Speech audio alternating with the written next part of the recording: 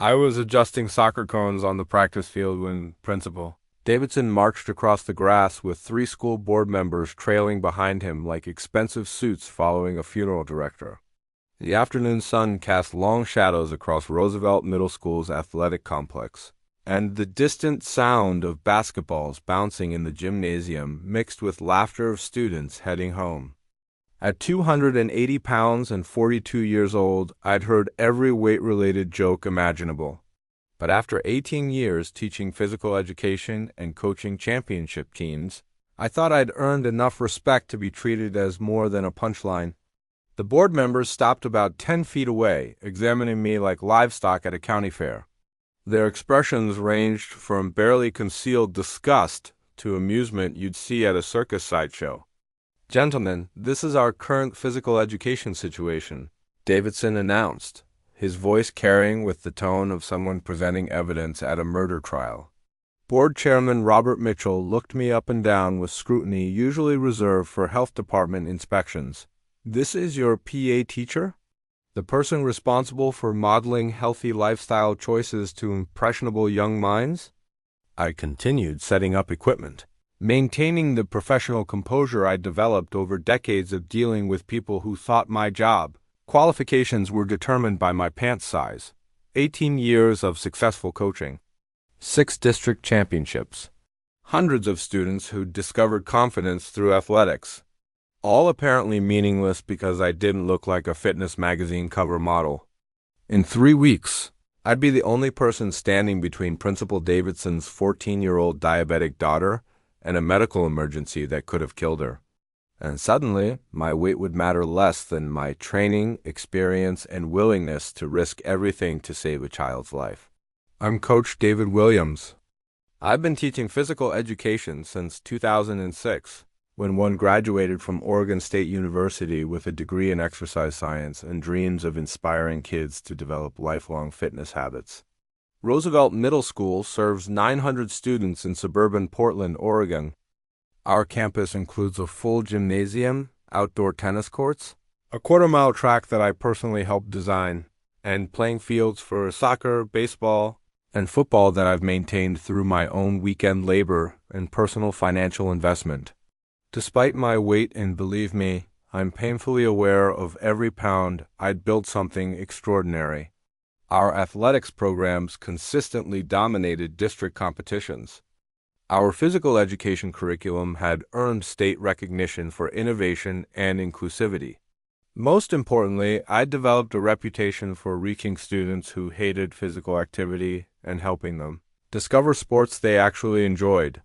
My office walls told the story of 18 years of dedication. Photos of championship teams holding golden trophies. Letters from former students who'd gone on to play college sports. Thank you notes from parents whose kids had discovered confidence through our programs. But I'd always struggled with my own relationship with food and exercise. A devastating knee injury during college football had ended my playing career and started a cycle of emotional eating I'd never fully conquered. Despite my extensive knowledge of nutrition and fitness science, I couldn't seem to apply that same expertise to my own body. 3 years ago, Principal Davidson had arrived with a comprehensive wellness initiative. On paper, it sounded perfect. In practice, it became a systematic campaign to remove me from my position because I didn't fit the visual narrative they wanted to project. The changes started subtly. Davidson began requiring detailed documentation I'd never had to provide before. Weekly reports on student fitness assessments, extensive parent communication logs, and curriculum alignment reports that took hours to complete. When I asked other teachers about similar requirements, they looked confused. "You're the only one getting those requests," confided Janet Morrison, who taught 7th grade science. "It's like he's building a legal case against you." The parent complaints started appearing next. Suddenly, Davidson was receiving what he described as anonymous concerns about my qualifications and ability to model healthy behaviors. "Coach Williams," Davidson said during one uncomfortable meeting, "parents have specific expectations about role models. Physical education isn't just about teaching skills. It's about inspiration and demonstrating that healthy choices are achievable. My students consistently score above district averages on fitness assessments, I replied, pulling out documentation. Our athletics programs have won 6 championships in 4 years. Parent satisfaction surveys have always rated our PA program in the top 5%. Test scores and trophies aren't everything, he dismissed. Sometimes perception becomes reality, especially when we're talking about health education. The dress code enforcement became ridiculous. Davidson instituted new policies requiring PE teachers to wear professional athletic attire that appropriately models fitness-conscious lifestyle choices. What this meant was that I was constantly criticized for clothing choices that looked fine on thinner colleagues but were deemed unprofessional on me. When I requested specific guidelines about acceptable attire, Davidson told me I should use professional judgment about what visual messages best serve our educational objectives. Translation: figure out how to be thin, or figure out how to hide that you're not. The psychological warfare continued to escalate. Davidson started scheduling informal observations of my classes, appearing with a clipboard while I tried to teach. He'd take notes about my teaching methods and professional presentation, always finding ways to suggest my weight affected my job performance. 6 months ago, Davidson had summoned me for a performance improvement plan, 12 pages, of impossible requirements designed to document failure rather than promote growth. I was required to achieve specific student fitness targets that didn't account for individual differences. I had to maintain perfect attendance while attending mandatory professional development sessions scheduled during my planning periods. Most humiliating was the requirement that I model appropriate fitness behaviors. By participating in a district weight loss program and providing monthly progress reports about my personal health journey. This isn't about your weight, Davidson had insisted, though we both knew that every requirement was designed to address exactly that. I'd been fighting this battle for over a year, carefully documenting every impossible requirement, every discriminatory comment, every attempt to undermine my position. But I was exhausted from defending my right to teach kids about physical activity just because I didn't look like someone on a motivational poster. Then came the school board visit that would change everything. Standing on that soccer field with 3 board members examining me like specimens under a microscope, I felt 18 years of dedication crumbling around my feet. The fundamental concern, announced Chairman Mitchell, adjusting his expensive tie while speaking as if I weren't standing 10 feet away, is about messaging and credibility. What message does it send when the person teaching health and fitness clearly doesn't practice what they're supposed to be preaching? I waited for Davidson to defend my track record, my coaching success, or at minimum my basic human dignity. Instead, he nodded along like a bobblehead doll in a hurricane. Physical education is about much more than academic knowledge, added board member Patricia Holbrook. It's about inspiration and role modeling. Students need to see that fitness and healthy choices are achievable, attractive lifestyle options. With all due respect, I said, my voice steady despite the fury building in my chest. My students' fitness assessment scores have improved an average of 23% over 3 years. Our athletics programs have won 6 district championships. Last month, one of my former students received a full scholarship to play Division I soccer. That's certainly commendable, Mitchell replied with condescending politeness. But we need to consider the broader implications of our educational messaging. The third board member, Dr. Susan Chen, spoke for the first time. Coach Williams, surely you understand that appearance matters in education. Teachers are role models. Students need to see concrete examples of the behaviors and lifestyle choices we want them to emulate. So my 18 years of successful teaching, my championship teams, my innovative programs, and my positive student outcomes don't matter because I'm overweight? I asked with surgical precision. The silence that followed was deafening, broken only by distant sounds of students boarding buses. Nobody's saying that your weight disqualifies you. Mitchell finally offered, though his tone suggested exactly the opposite. What we're saying, Davidson interjected with smooth corporate rhetoric, is that we need to evaluate whether our current staffing alignment optimally supports our comprehensive wellness initiatives moving forward. Corporate speak translated. You're fired because you're fat, but we'll use fancy words to avoid a discrimination lawsuit. Let me be perfectly clear, Dr. Chen said, apparently tired of dancing around the issue. Fat people shouldn't teach physical education. It's a fundamental credibility problem that undermines everything we're trying to accomplish in health education. There it was. 18 years of dedicated service reduced to 4 devastating words: fat people shouldn't teach. Students need to see that fitness and healthy living are realistic, achievable goals. She continued with the confidence of someone who'd never struggled with weight or faced discrimination. When their physical education teacher clearly struggles with basic health maintenance, what message does that send about our institutional commitment to wellness? I stood there holding a soccer ball, surrounded by equipment I'd organized for after-school practice. Listening to these people reduced my entire career to a body-shaming session disguised as educational policy discussion. Is that your official position?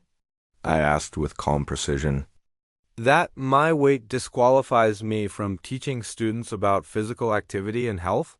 Our position, Mitchell said carefully, is that all personnel decisions should strategically align with our educational objectives and community values while supporting our institutional mission for student success.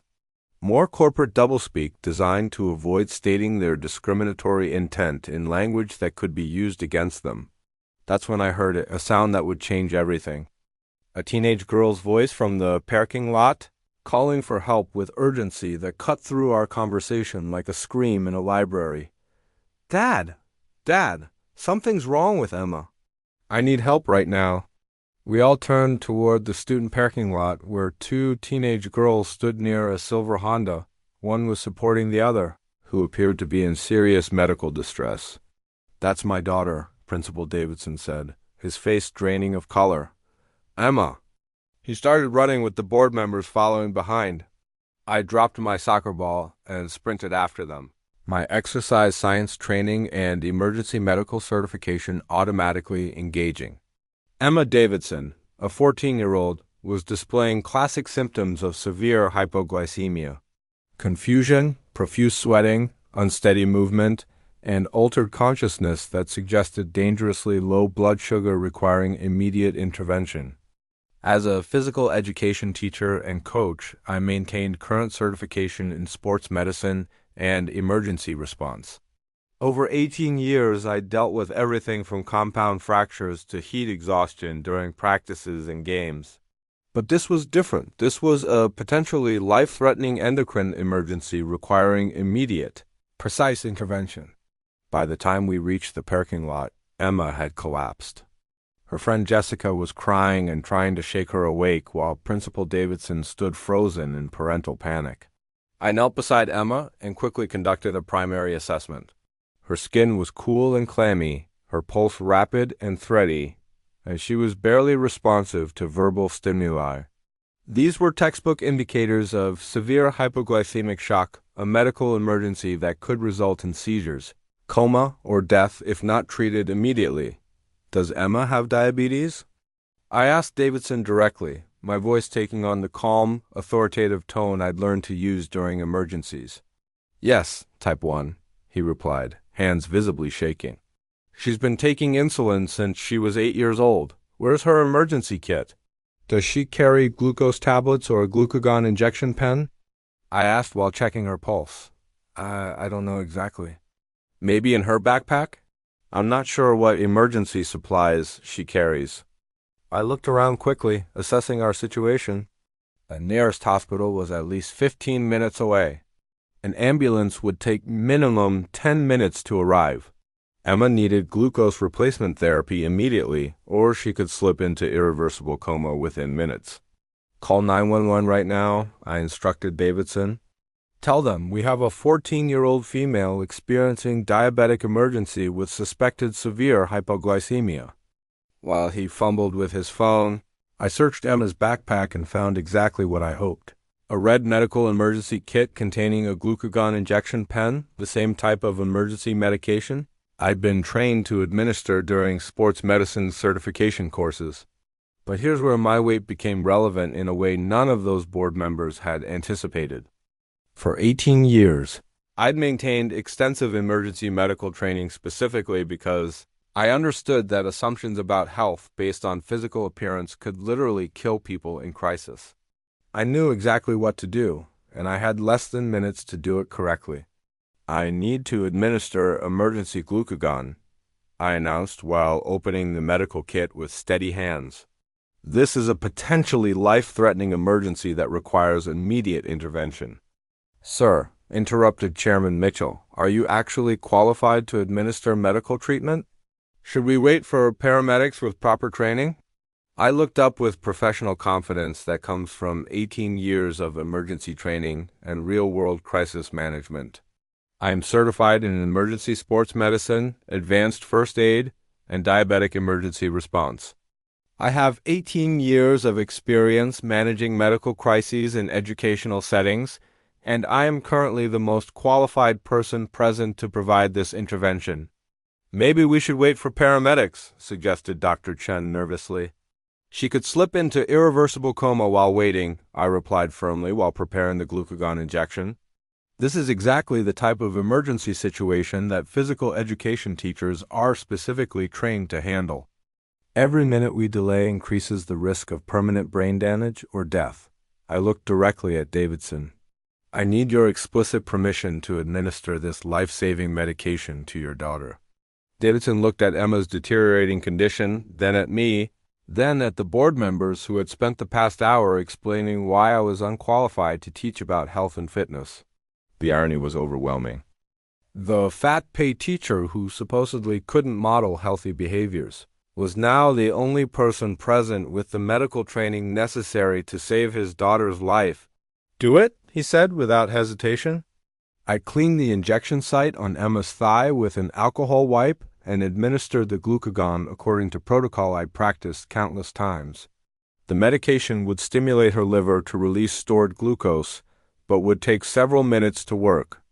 While waiting, I monitored Emma's vital signs, positioned her to prevent choking if she vomited, a common side effect, and maintained verbal stimulation to assess her neurological status. This is taking too long, Davidson said, his voice tight with parental fear. Glucagon typically takes 5 to 15 minutes to restore consciousness, I explained calmly. Her breathing is stable, her pulse is strong, and her color is improving slightly. We need to be patient and continue monitoring. The 3 board members who had just finished questioning my qualifications to teach physical education were now watching me provide competent, life-saving medical care with expertise they clearly hadn't expected from someone who looked like me. After what felt like hours but was probably 8 minutes, Emma began to stir. Her eyes fluttered open, and she looked around in confusion. "Dad?" she said weakly. "I'm right here, sweetheart," Davidson replied, tears streaming down his face. "You're going to be okay. Coach Williams helped you." Emma's eyes found me, and she managed a small smile. "Coach Williams? What happened?" "You had a diabetic episode," I explained gently. "Your blood sugar dropped too low, and you lost consciousness. I gave you a glucagon injection to bring your glucose levels back up." "Thank you," she whispered, tears forming. I was really scared when I started feeling sick. The ambulance arrived as Emma was becoming fully alert. The paramedics quickly assessed her condition and confirmed that the glucagon had been administered correctly and effectively. "Excellent work," said the lead paramedic. "You probably saved her life. The glucagon was administered perfectly, your timing was critical, and your assessment was spot on. How long have you been EMT certified?" "I'm not an EMT," I replied. "I'm a physical education teacher." "Well, you did everything exactly right," she said, while loading Emma onto the stretcher. "Your emergency medical training really paid off today?" At the hospital, I provided a comprehensive report to the emergency physician about Emma's symptoms, the glucagon administration, and her response to treatment. Dr. Martinez confirmed that my intervention had been appropriate, expertly executed, and had almost certainly prevented a much more serious medical emergency. Type 1 diabetes can be unpredictable in teenagers, Dr. Martinez explained to Davidson. Your colleague's quick thinking and proper medical intervention prevented what could have been a very dangerous situation with potentially permanent consequences. Davidson looked at me with an expression I'd never seen before in our professional relationship. Not condescension or contempt, but something that looked remarkably like respect and genuine gratitude. "Thank you," he said quietly, his voice thick with emotion. "I honestly don't know what would have happened if you hadn't been there and known exactly what to do." The next morning, I received a call from Principal Davidson asking me to meet with him immediately. I expected another performance improvement discussion. Instead, I found Davidson sitting with the same 3 board members who'd witnessed Emma's medical emergency. "Coach Williams," Davidson began, his tone completely different, "we owe you a significant apology." A profound apology that should have been unnecessary in the first place. Chairman Mitchell cleared his throat uncomfortably, looking like a man forced to confront unpleasant truths about his assumptions. "Yesterday, we witnessed firsthand the expertise, professionalism, and genuine competence you bring to your position. Your quick thinking, medical training, and decisive action quite literally saved Emma's life. We've been forced to confront some extremely uncomfortable truths about our own biases," added Dr. Chun, her voice lacking the superiority it had carried 24 hours earlier. "Your physical appearance has absolutely nothing to do with your competence as an educator or your qualifications to teach students about health and fitness." Davidson pulled out a manila folder thick with documents. "We are immediately terminating your performance improvement plan. Your upcoming evaluation will reflect your outstanding service, exceptional expertise, and invaluable contributions to our school community. Furthermore," said Patricia Holbrook, "the school board will be conducting a comprehensive review of our personnel policies to ensure that all employment decisions are based exclusively on professional qualifications, demonstrated competence, and job performance rather than personal appearance. We'd also like to discuss expanding your responsibilities," Davidson continued. "Your emergency medical training, sports medicine knowledge, and crisis management skills are valuable resources that we've clearly underutilized. Would you be interested in developing a comprehensive health and safety program for the entire district?" The promotion came with a $15,000 salary increase, district-wide responsibilities that utilized my specialized training, and recognition of my professional value that had nothing to do with my physical appearance. 3 weeks later, Emma appeared in my gymnasium doorway carrying a handwritten letter. "Coach Williams, could I talk to you for a minute?" I called a water break for my students and walked over to where she was standing. "I wanted to thank you properly," she said, handing me the letter. "And I wanted to apologize for something I'm really ashamed about." "You don't need to apologize for anything, Emma." "Not for the medical emergency," she said, looking down with embarrassment. "For the things I said about you before. The jokes and mean comments. I was wrong, and I'm really, really sorry." I read her letter that evening in my office. It was 4 pages of heartfelt gratitude, but also something more important, a reflection on how her assumptions about appearance, worth, and capability had been fundamentally challenged. "You saved my life," she wrote. "But you also taught me something incredibly important about judging people based on how they look instead of who they are and what they know. I used to think the same cruel things that others said about you. Now I understand that being a hero has absolutely nothing to do with what you look like on the outside." The letter was signed by Emma and 14 of her friends, all apologizing for participating in the body-shaming culture that had made my professional life so difficult. Today, I serve as District Coordinator for Health and Safety Education, overseeing emergency preparedness programs at 15 schools throughout our region. My weight hasn't changed dramatically, but my professional standing has been completely transformed by focusing on competence, expertise, and results rather than physical appearance. The incident with Emma's diabetic emergency became a case study used in administrator training programs, demonstrating how unconscious bias and appearance-based discrimination can blind educational institutions to the genuine value of their employees. My coaching programs have expanded to include comprehensive emergency medical training for student athletes, parents, and staff members. 6 months after Emma's emergency, I received official recognition from the Oregon Department of Education for exceptional service in emergency medical response and innovative approaches to inclusive physical education. But the real victory was cultural and personal. Students began to understand that fitness comes in many forms, that health is more complex than appearance, and that the most important qualities in any teacher knowledge, caring, and professional competence have absolutely nothing to do with body size. Emma Davidson became one of my strongest advocates, often sharing her story with other students who made assumptions about appearance and ability. She also became an expert in managing her diabetes, educating friends about recognizing symptoms and responding appropriately. Coach Williams taught me that heroes don't look like what you expect. She told her health class during a presentation about diabetes awareness. Sometimes they look like regular people who happen to know exactly what to do when it matters most.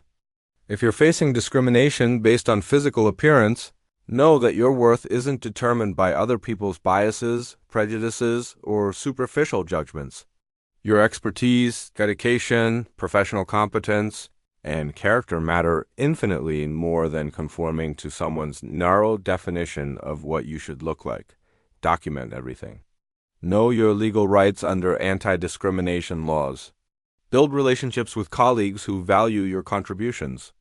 And remember that sometimes the moment when your expertise matters most will come when people least expect it from someone who looks like you. For administrators and board members listening to this story, understand that diversity in education includes body diversity. When you discriminate against qualified educators based on physical appearance, you're not just harming individuals, you're depriving students of valuable perspectives, essential expertise, and potentially life-saving knowledge. The teacher you dismiss for not looking the part might be the one with specialized training to handle the emergency that saves a student's life.